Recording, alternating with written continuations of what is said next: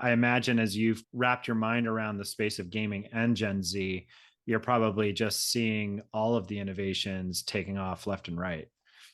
Yeah, the reality is that they've aged into the sweet spot where brands want to attract them. You're absolutely right. Like, oh, Gen Z is coming way down the road. Well, guess what? Gen Z is now over 18. Right. Like, Yeah. they're now out of their parents' house. Some of them have graduated college and are having their own discretionary spend. And we have to pay attention to them now. But the things that worked for previous generations and even previous technology innovations, we actually overblew them. Yeah. And it's turned off this consumer. And I don't even want to call them digital native. They're mobile native. Yeah.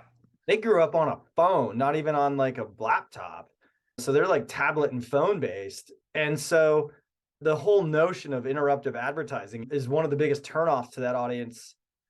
That's been a real driving factor in the work that we do is how can you actually delight this audience?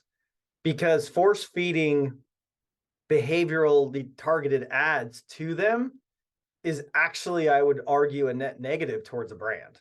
You're spot on to say we've got to be tailoring to their needs, to their preferences, to treating them now as a new rising generation of adults who are going to shape markets for the decades to come.